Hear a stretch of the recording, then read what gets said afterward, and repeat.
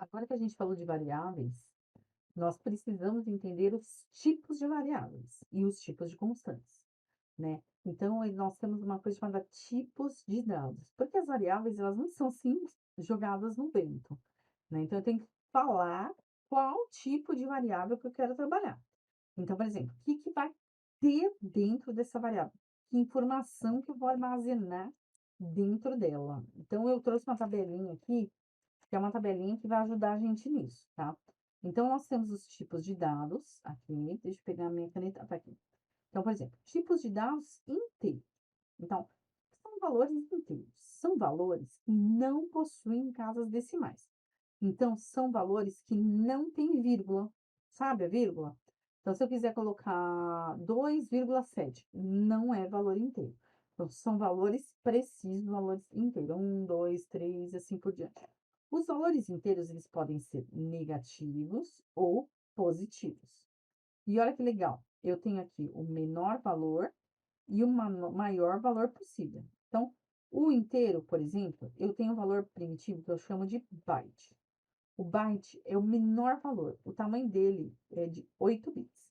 Antigamente, né, a gente se preocupava muito com o valor, né, com o tamanho, porque a gente tinha pouco espaço de memória dentro dos computadores.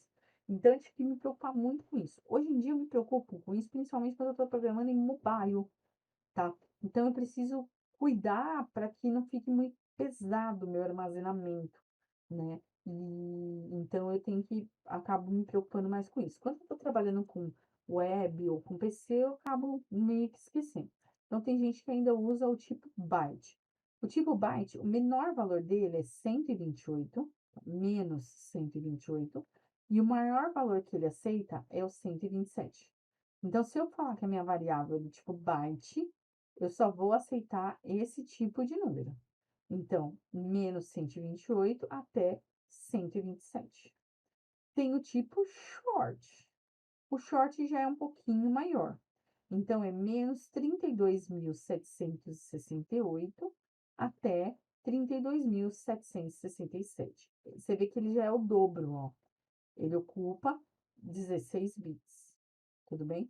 Depois nós temos o int. O int, ele é muito usado. A gente vai usar muito, muito, muito, muito, muito, muito. Dos inteiros, o int é o mais usado, tá bom?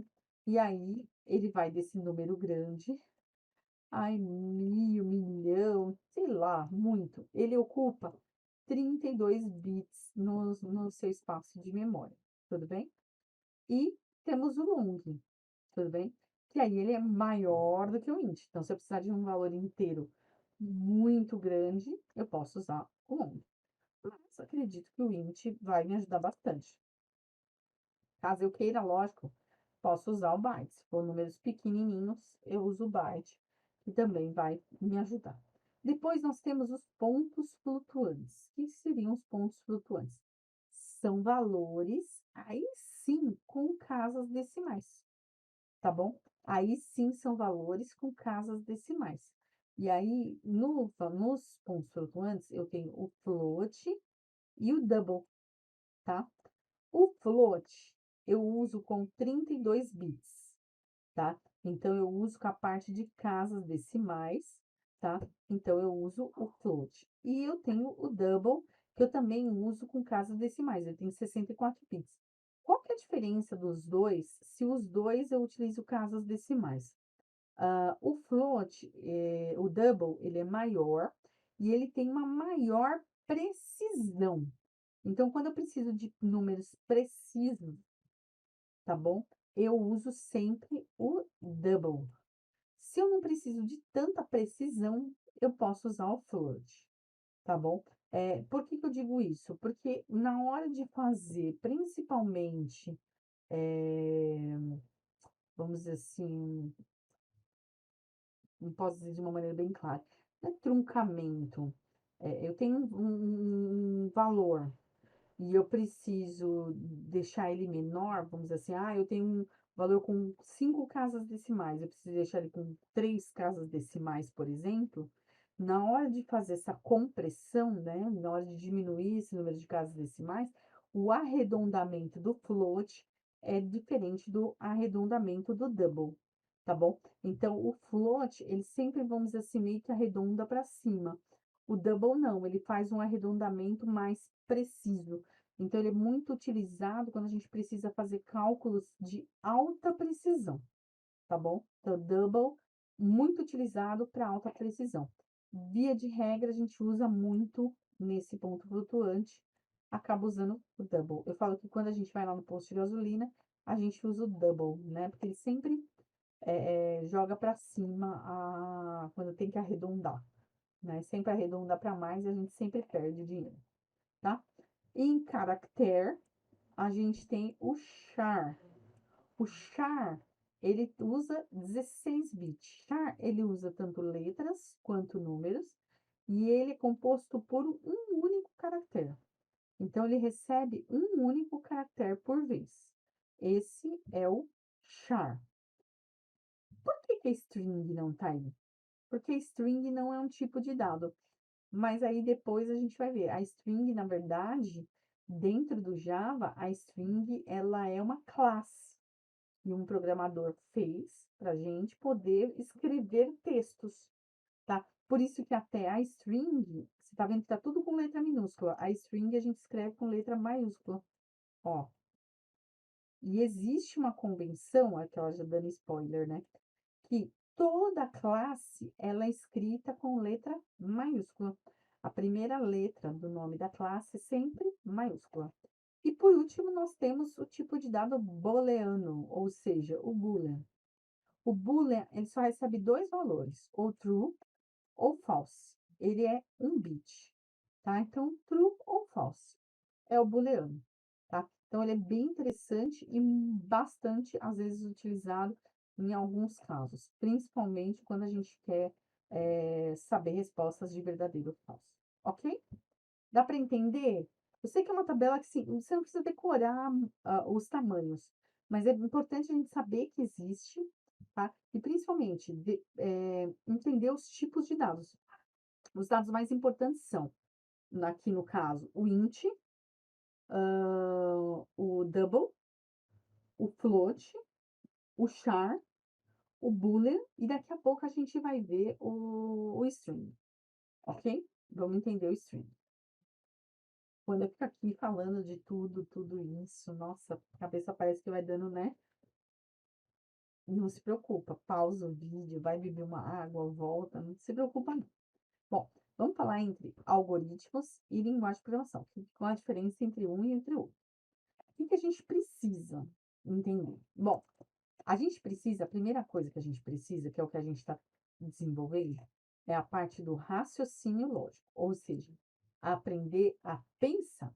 Depois, a gente vai para o algoritmo. Então, a gente vai entender como que as coisas funcionam, para depois executar o programa. Então, toda vez que eu quiser criar um programa, fazer um programa, eu tenho que primeiro entender o que eu preciso. Eu costumo dizer que é que nem na vida real. Quando a gente tem um problema, é muito importante que a gente pare, pense e entenda o problema. Por quê? O entender o problema já resolveu 50% dele. Se você não entender o problema, nossa, você vai ter realmente um grande problema, tá? Então, entender o problema, você já tem um ganho fenomenal, tá? Entender um problema já é um grande passo para você chegar até o seu objetivo, tá? Então, primeiro ponto, entenda o problema. Segundo ponto, coloque esse problema no papel, tá? Então, raciocine sobre ele, pense sobre ele, entenda ele. Entendeu? Coloque ele no papel. Olha o desenho do papel. Coloque ele no papel. Como que eu vou escrever um algoritmo? Escreve do jeito que você quiser. Escreve com as suas palavras. Não pense na linguagem de programação, não pense em nada. Pense em você. Pense de como você escreveria um problema. Descreva ele, tá? Para depois a gente inserir ele na linguagem de programação, tá? Então, a linguagem de programação é a última coisa que você tem que pensar. Por quê? Se você já nem entendeu o problema, coloca no papel, já pensando na linguagem, ferrou. Aí que tá tá o problema. Aí que muita gente vira e fala, eu não gosto de programar. Não é que a pessoa não gosta de programar, é que a pessoa pulou a etapa, pulou o passo. Se você parar, entender, compreender, você vai ver como a coisa facilita. Você vai ver como que a coisa fica mais legal. Vamos entender o problema? Então, lá que eu vou dar um problema para você. Eu entrei aqui na internet, tem um jogo que é, você clicar no Google, que é Família Atravessando o Rio, tá? Eu tô no Jogos 360, do jeito que você tá olhando aí, tá? Travessia do Rio. Eu vou dar um play aqui. Ele tá todo em japonês, sei lá se não quero. A gente já sabe que o play é esse redondinho, tudo bem? E aí, eu vou até aumentar aqui. Não quero ficar vendo propaganda nem nada do tipo. Então, eu quero ver a famíliazinha aqui no Rio, tá? Deixa eu até tentar tirar meu rostinho daqui. Deixa eu ver se eu consigo mexer aqui neles pra meu rostinho não ficar tão evidente aqui, tá? Deixa eu ver se eu consigo, tudo bem? Não vai interessar meu rosto agora, tá? Eu acho que eu consegui, vamos ver. Vou ler pra você o texto. Olha aqui, ó. Aqui embaixo tem o detalhe. Cadê? Aqui, ó.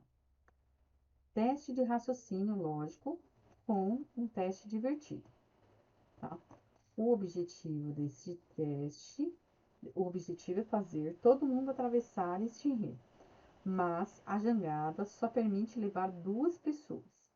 No entanto, o pai não pode ficar com as filhas, a mãe não pode ficar com os filhos e o criminoso não pode ficar com ninguém, exceto o policial. Apenas a mãe, o pai e o policial conseguem dirigir a jangada. Resolva o enigma. Mouse, interagir com o jogo. Então, para interagir com o jogo, você vai precisar utilizar aqui o mouse. Então, o que você vai fazer agora? Você vai pausar esse vídeo, tenta localizar, né? Então, coloca lá, família atravessando o rio, e tenta fazer com que a família chegue do outro lado. Daqui a pouco eu volto e aí a gente vai resolver. Então, entenda o problema, se for o caso, leia de novo as instruções e volta aqui para a gente fazer junto. Combinado? Te espero daqui a pouquinho. Isso aí, ó, é para pensar. Esquisito, né? Louca? Não, raciocínio lógico. Vamos lá, pausa o vídeo aí, te espero daqui a pouquinho.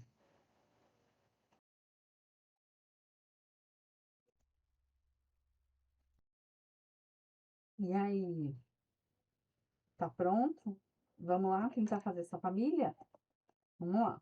Então, ó, seguinte, vou primeiro mandar a mãe e uma menina. Ó, o pai já brigou com a menina, então não posso mandar os dois. Beleza? Ó, não posso. O que que eu vou fazer aqui, gente? Que dá pra eu fazer? Vou diminuir meu som aqui, porque tá ficando muito alto. Tô ficando muito... Vamos lá. O que que eu posso fazer aqui?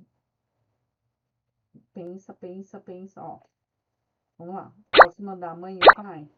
Ó, mandei. Vou trazer a mãe de volta. Vou com o filho. Vou ter que trazer os dois de volta. É tentativa e erro aqui, tá? Então, ó, vou mandar o policial e o ladrão. Ó, vou mandar o policial de volta. Agora eu vou mandar o policial e o menino. Vou trazer o policial e o ladrão. Vou trazer o pai e o menino. Ó, vou trazer o pai de volta. Vou levar o pai e a mãe. Vou trazer a mãe de volta. Agora eu tenho um problema, tenho um impasse. Porque se eu levar a mãe, ó, o que que vai dar um problema aqui, ó? Vou levar o pai e a mãe. Vou levar a mãe e uma criança. Se eu trouxer a mãe de volta, a menina. Então eu vou ter que fazer o quê? Trazer o pai e a mãe de volta. Ó. Aí o que que eu vou ter que fazer agora? Pense. que eu vou ter que trazer agora? O que eu vou ter que fazer agora? Porque se eu não levar o policial e o ladrão não vai poder ficar sozinho com as crianças, certo? Só que se eu levar a mãe e a menina, a mãe vai chegar lá e vai bater nos meninos. Olha o impasse que se criou aí, entendeu? Então eu tenho que pensar em alguma coisa que eu resolva esse problema aqui. Olha o ponto em que chegamos aqui a brincadeira. Olha o ponto em que chegamos a brincadeira. Ó, tá? Então eu não posso, por exemplo, a mãe não pode levar, o pai não pode levar. Então, olha que ponto que chegamos. Porque assim, ó, se levar, ó, a mãe e a menina, não dá. Você entendeu? Ó, se o policial levar o pai, não vai, ó. Entendeu? Então, assim, ó, olha o ponto que nós chegamos aí. E aí? Chegou até aí? Vai resolver pra mim esse problema? Cadê? Como você resolve isso agora? Não vale pesquisar na internet, hein? Vamos ver. Mais uns segundos pra você resolver. E aí, agora deu tempo, né? Vamos resolver logo isso aí? Vambora, então. Vamos lá. Então, vamos lá. Vamos lá. Vai levar pai e a mãe. Vou voltar ao link. Não lembro mais se eu volto ao link.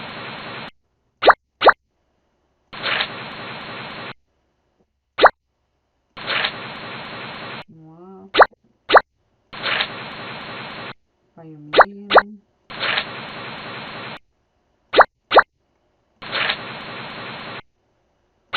Vai, volta. Agora vamos lá. Vai pai e a mãe. A mãe volta. Agora, deixa eu pensar, quem vai? Vai a manipulação. Ixi, já nem lembro mais quem vai. Ah, vai a mãe e a menina.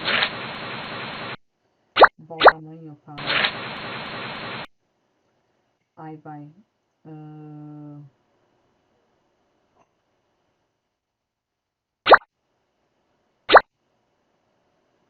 Não lembro mais quem vai. Se a polícia é bandido. Se a mãe e o pai. Nem lembro mais quem vai. Acho que é o pai e a mãe. Volta a menina. Deixa eu ver. Pronto. Isso. Aí vai a polícia é bandido. Volta o pai. Aí vai pai e mãe. Aí volta o policial bandido. Não. Aí volta a mãe. Aí a mãe pega uma menina. Traz. Aí vai policial bandido. Volta policial e uma menina. Aí policial vai. Volta o bandido e policial. Então você percebe, você entende o problema, vê o que você precisa fazer, e aí você começa a fazer a tentativa e erro. Então, programação, na verdade, é um pouco disso. Então, é você localizar o que você precisa, né? Verificar o ponto em que você está e fazer. Então, o que, que o programa faz? O programa, na verdade, ele é a codificação de um algoritmo, né? Então, é o que você pensou, o que você raciocinou, você vai colocar dentro da informação. Então, se a história da família fosse um programa, então tudo aquele passo a passo que nós fizemos para levar a família de um lado para o outro do rio, o jeito de pensar, nós deveríamos colocar aquilo de um programa, dentro do programa, tá? O computador, né, ele é uma máquina, tá? Então, ele é uma máquina. É uma máquina totalmente burra, tá? E ela é baseada em cálculos matemáticos e em lógica, ou seja, ela só sabe fazer entrada, saída, entrada, saída. Se você não souber explicar para ela o que você quer, se você não souber mandar, ela não sabe fazer. Então, às vezes a pessoa fala assim: "Ah, mas não fez o que eu mandei". Você não mandou ela fazer. Você não explicou, você não disse o que você queria. Então, um programa ele é feito baseado no que você pediu, tá? Então, o computador ele é burro, ele só faz o que você pede. Todo mundo fala: "Ai, computador é uma coisa super inteligente". Não, inteligente é a pessoa que está programando. Se você mandar, ele faz. Se você programar, ele faz. Agora, se você não programar, se você não disser, ele não faz, tá? Então, o programa, ele é esse elemento, ele diz para o computador o que deve ser feito. Então, ele conta para o computador, ele fala: olha, faça isso, ou faça aquilo, você deve fazer isso, você deve fazer aquilo, faça desse jeito, ou faça desse outro jeito. Então, tome cuidado com aquilo que você quer, né? E com aquilo que você escreve, porque é assim que o computador vai realizar as suas tarefas. Tudo bem? Então, tome muito cuidado com isso. Existem as linguagens de programação que a gente diz que são as linguagens estruturadas. O que é uma linguagem estruturada? É a forma com que o programa é escrito, tá? Então, como que o programa ele é determinado, ele é escrito. Então, a gente diz que ele sempre vai ter uma sequência, uma decisão e uma interação. Então, esse é um programa que ele tem uma estrutura.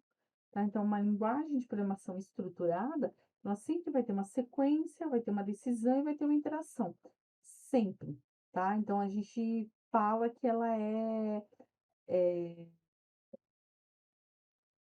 como se assim, é o que iniciou toda a parte de estrutura de linguagem de programação. Então, quando a gente fala de linguagem de programação, não tem como a gente falar, não falar de linguagem de programação estruturada, que seria isso: sequência, decisão e interação, tá? Então, cria-se uma sequência lógica, cria-se decisões baseadas nessa sequência, e a interação, que é interagir no sentido de demonstrar aquilo que foi executado. E quando a gente fala de características de linguagem de programação, e principalmente de linguagem estruturada, é resolver soluções de problemas através de blocos. Toda linguagem de programação, todo programa, na verdade, ele resolve problemas. Se você não tiver um problema, você não precisa de um programa. Você só precisa de um programa se você precisar resolver um problema, tá? E aí você combina, né, suas rotinas, subrotinas, seriam procedures, funções, classes, objetos, procedures, tudo para quê? Para resolver um problema, tá? Então, você trabalha de uma maneira estruturada, de uma maneira organizada, mas tudo sempre com o mesmo objetivo: combinar tudo isso para resolver um problema. Sempre, a resolução de problema é o principal objetivo. Então, a coisa mais importante que a gente precisa tirar de tudo isso é como criar um programa. Então, assim: "Ah, eu quero aprender a programar, eu quero criar programas, né, então eu quero ser um programador". O que que eu preciso saber? Primeiro, tem um problema, eu tenho que entender o problema. Então, não é simplesmente entender de uma maneira superficial, é ir a fundo, entender o problema e saber o que eu preciso para resolver o problema. Então, se eu não souber, se eu não entender esse problema, não adianta. Então, eu tenho que entender. Então, se eu tenho um problema, eu tenho que ir a fundo nesse problema. Entender e saber o que eu tenho que fazer para resolver esse problema. Eu falo que quando você tem um problema, se você coloca ele no papel, né, você acaba resolvendo ele mais rápido. Então, esboçar, né, como resolver esse problema ajuda muito. Então, esse esboço, né, esse procedimento de esboçar, de desenhar como resolver um problema, ele é algo muito legal. Então, você, principalmente quando você está iniciando nessa fase de programação, é importante que você tenha sempre um papel do seu lado. Meio esquisito, né? Nossa, falar de tecnologia e falar de papel, sim. Você tem um papel para você desenhar. Não importa como que você vai fazer. Desenha, rabisca. sabe? Faz flechinhas, faz do jeito que você achar melhor, faz em tópicos, escreve um texto, mas escreva qual que é o seu problema. Quando você coloca o problema no papel, ele se torna real e você consegue enxergar ele de um ponto de vista diferente, tá? Em seguida, faça o seu algoritmo. Então, o que você vai fazer para resolver esse problema? Escreva como você resolve esse problema. Escreva de forma passo a passo. Lembra? Passo a passo. Então, a gente foi lá levar a família de um lado para o outro do rio.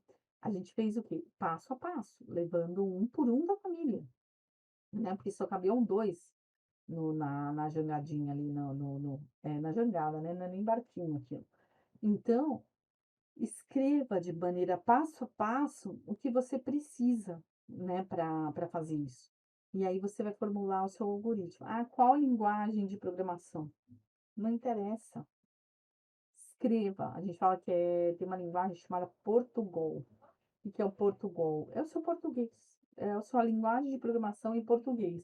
Então, faça aquilo, escreva aquilo, tá? Faça aquilo outro, mostre na tela aquilo outro. Então, escreva, formule, tá? Por quê? Porque quando você faz isso, você também vai trabalhando o seu raciocínio. E você vai perceber que você vai treinando a sua cabeça. Depois, com o tempo, você acaba não trabalhando mais isso, você acaba fazendo isso para as rotinas mais difíceis. Mas no começo, principalmente quando você está aprendendo, esse tipo de exercício, ele se torna extremamente importante, extremamente interessante. Por quê? Porque ele vai ajudar você a pensar, tá? Ele vai ajudar você a pensar, ele vai ajudar você a entender e a compreender o que você precisa para chegar no seu objetivo, tá? E entender, compreender o que você precisa para chegar no seu objetivo é o que você precisa agora, tá? Então, entender o problema, compreender o problema, saber que você tem um problema, desenhar esse problema, colocar esse problema no papel, depois colocar a solução que você acha que vai resolver esse problema. Então, escrever isso através de um algoritmo é muito importante. Por quê? Porque depois de tudo isso, é que a gente vai pegar essas informações e vai traduzir ela para uma linguagem de programação, que aí a gente chama de codificação. Aí que a gente começa a colocar, no nosso caso, o Java em prática, tá? Então, quando você pega tudo isso e modifica para uma linguagem de programação, aí você está codificando. Antes disso, se você não adianta, tá? Mas aí, quando você está escrevendo formulando o seu algoritmo, pensa naquilo lá, nas variáveis, nas constantes. Será que você não precisa de alguma? Nos tipos de variável, posso usar aqui um int, um float, um booleano, e aí você vai exercitando já o seu conhecimento prévio. Eu falo que todo conhecimento é uma caixinha de ferramentas que você vai tirando conforme você vai precisando. Então, você vai tirando e trabalhando elas dentro de você. Por quê? Porque aí depois que você faz tudo isso, elabora o seu programa, aí você vai gerar, transformar, né, codificar para gerar o seu executável. Dentro do Java, a gente nem gera, vamos dizer assim, um executável, né? A gente gera um ponto class. Mas para gerar um executável, geralmente a gente codifica, que seria digitar, né, criar o código. Aí esse código ele gera um objeto, um código objeto, né? Que esse código, esse objeto, né? Eles transformam assim numa linguagem de máquina. Aí ele passa para uma linkagem, né, para verificar se está tudo certo, né? E aí tem a fase de debug, para a gente verificar linha por linha se está rodando tudo ok, né? Para dizer se está tudo ok. Porque quando você gera um executável de um programa, quando você termina de executar, o que que ele faz? Ele gera para a gente um código-fonte que é lido pelo próprio computador. Então, é uma linguagem, vamos dizer assim, de máquina. Então, que seu computador entende. Então, ele pega aquela linguagem de programação e transforma numa linguagem que seu computador entende. A gente não, mas o computador entende. Então, ele pega, olha como que é um processo louco, né? Então, todo aquele trabalho que você teve, criou, codificou para ele gerar uma outra linguagem, que é a linguagem que o seu computador entende. Olha que bem louco, né, chega a pirar. Então, a gente codifica, cria o código fonte, né, que seria o código que a gente criou no computador. Aí esse código fonte gera um código de objeto, né, então o código de utility gera um código de objeto. Aí ele vai pegar as bibliotecas do computador, né, vai fazer essa linkagem. Então pega o código fonte mais as bibliotecas, linka tudo, faz essa linkagem para gerar um programa executável, que é o programa que vai ser lido pelo computador. Olha que coisa, isso para um programa comum, tá? Isso a gente está falando de um programa comum, de uma linguagem de programação comum, tudo bem? Isso é uma linguagem de programação comum, tá bom? E aí a gente pode fazer a depuração, se der algum erro, alguma coisa, a gente ainda consegue fazer depuração disso tudo, tá? E aí o resultado disso daí, dessa codificação, na verdade, né, é o esse texto, né, esse código-fonte, essa codificação seria o nosso código-fonte. Ok? Tudo bem? Deu para dar uma clareada aí nas ideias, entendeu? Então agora, pelo menos, você já sabe os passos que você precisa para poder criar um programa, pensar num programa, criar as suas variáveis, criar suas constantes, seus tipos de variáveis, e agora começar também a ter por pouco de raciocínio lógico. Tem bastante coisa na internet, né, principalmente naqueles sites Racha-Cuca, tem até no Jornaleiro, tá? Testes de lógica que dá para você comprar e ir pensando e trabalhando. E na internet tem muita coisa gratuita, teste de lógica, tá? Então pensa nisso e vai brincar. Combinado?